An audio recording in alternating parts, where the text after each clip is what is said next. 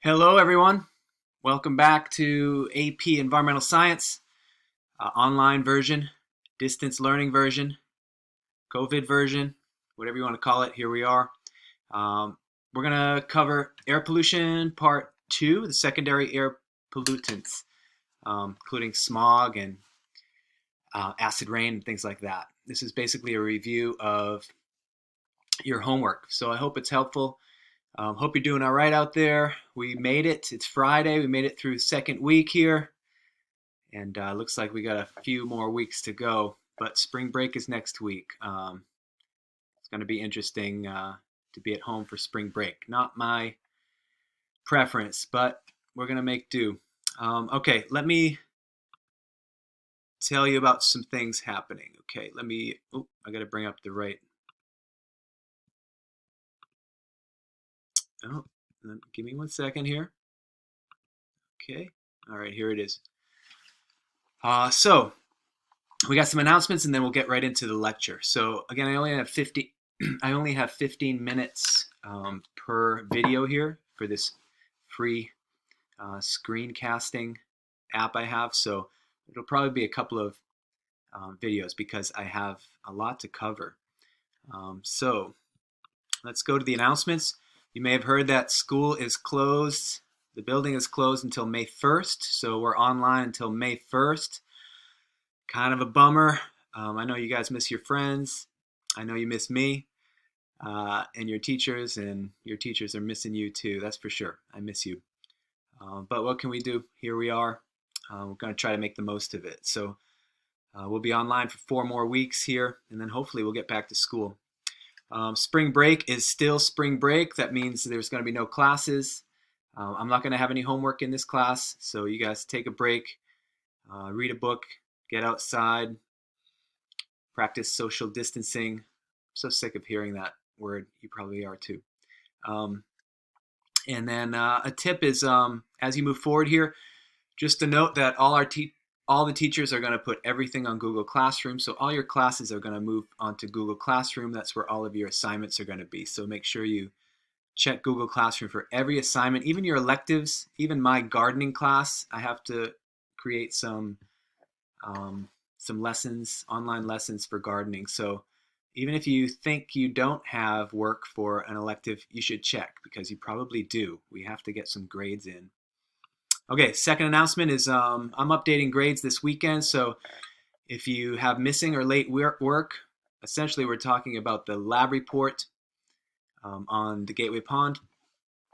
And we also had another assignment review of a quiz that you did earlier this week. So look on Google Classroom, find that work, get it to me. I'll give you full credit, no late penalty, okay?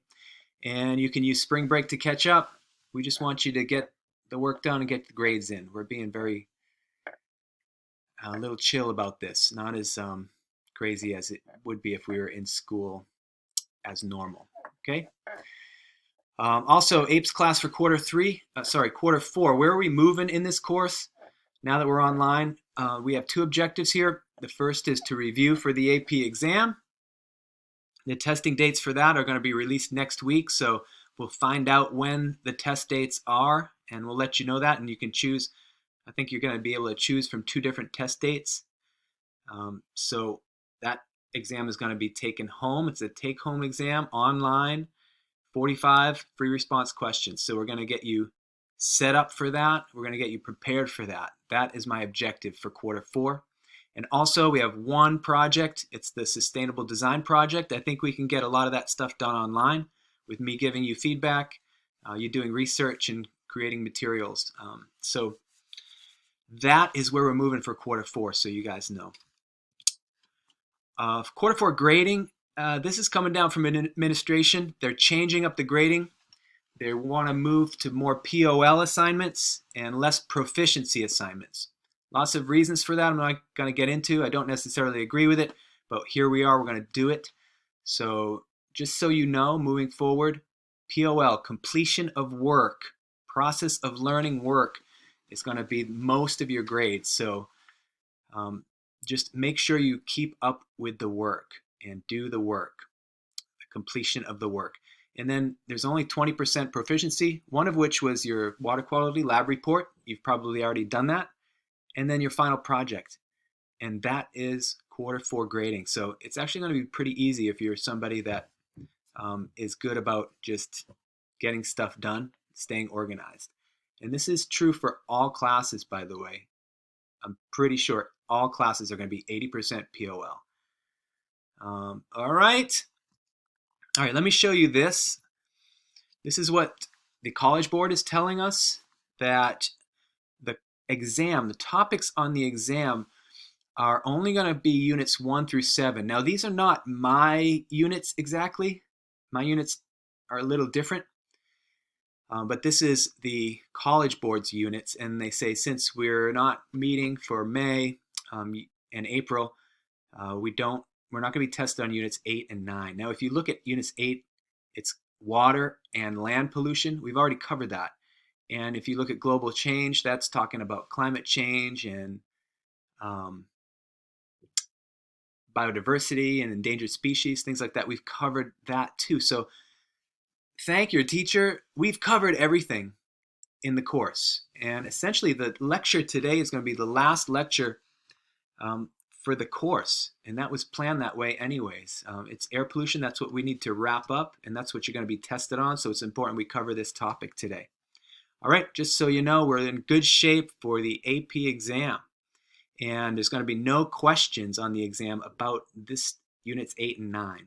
So we'll review that more. We'll talk about that more after spring break. All right, let's get into the lecture. You ready? Okay, so this is our do now. Using the cards on your desk, or in this case on your screen, I want you to select the primary pollutants from this list. The primary pollutants that form secondary pollutants. Remember, the primary pollutants are ones that come from the source, and then they form secondary pollutants when they get into the atmosphere. So which are the primary pollutants here that form secondary pollutants? Pause the video, and I'll come back. Just pause the video, get your answers, and then I'll give you the answers when you come back.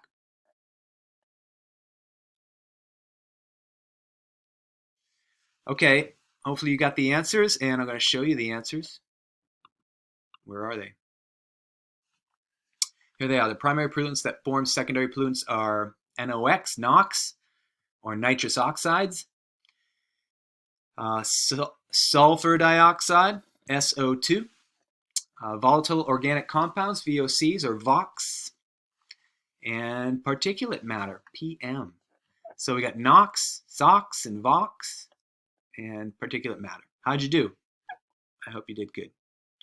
All right, let's keep moving on. Just a note here that I want you to make sure that you know the chemical formulas and the names of these things. So I showed you this, NOx. Make sure you know that's nitrogen oxides, which could be NO or NO2. SO2, sulfur dioxide. Okay, I'm not going to go through all of these. You can pause the video and make sure you understand the names and the chemical formulas of these things. All right, moving on. Today we're going to cover acid deposition. It's acid rain. Ground level ozone, which is a pollutant, a secondary pollutant, and smog. So those are your secondary pollutants. We're going to talk about temperature inversions and why those happen, and then some air pollution in the home, specifically radon. And then a little thing about exposure and dose, and we're good to go. All right, I got 5 more minutes left on this video, and then we're going to go on to video 2, so you get everything. All right, let's talk about acid deposition, the deposit of acid from the atmosphere. Now, I have the cards here, as we did in the do now. I want you to use your cards, use these cards, and show how acid rain is formed from fossil fuel power plants, especially coal-fired power plants. So using your homework, you should be able to figure out, you should be able to take some things here and put them together and come up with kind of a process a step-by-step process of how acid rain is formed from this coal-fired power plant, which is right up here. All right, I'm going to show you the answer so you guys can see what I'm looking for. We're going to do these for a couple different things. So this would be what we're looking for the acid deposition from fossil fuel power plants. You might want to write this down. That starts with the fossil fuel plant. One of the emissions from coal-fired plants, as you know, is sulfur dioxide. That sulfur dioxide gets into the atmosphere and it reacts with oxygen and water in the presence of sunlight. Sunlight is what kind of fuels that chemical reaction. And you get H2SO4. You guys know what that is? Sulfuric acid. You are right, sulfuric acid. This is what we know as acid rain when it falls down. Okay, so you have sulfur dioxide combining with oxygen in the atmosphere. This is atmospheric oxygen. And water. You need water in the air as well. And then in the presence of sunlight, you're going to get a chemical reaction that combines these guys in a certain formula to create sulfuric acid. And it's this acid that's in the water droplets when it rains. Okay, so I want you to do the same thing, but now we're talking about a different source. The source is from vehicle emissions. So I'll give you a hint. The process is very similar, except it's not sulfur dioxide that's being put into the atmosphere from these vehicles. Right? It's a different primary pollutant here. So we'll give you a little time to figure it out. Put the pluses, everything in order, and I'll give you the answer. Pause the video, and then come on back. All right, here is the answer. Essentially the same thing as the formation of sulfuric acid from a fossil fuel power plant, but now it's vehicle emissions. And what is our primary pollutant here? Nitrogen oxides. These guys get into the atmosphere and combine in a similar way that sulfur dioxide does in the presence of sunlight, which fuels that chemical reaction, and you get HNO3. What's HNO3, folks? You're right, nitric acid. Nitric acid. So you have sulfuric acid and you have nitric acid.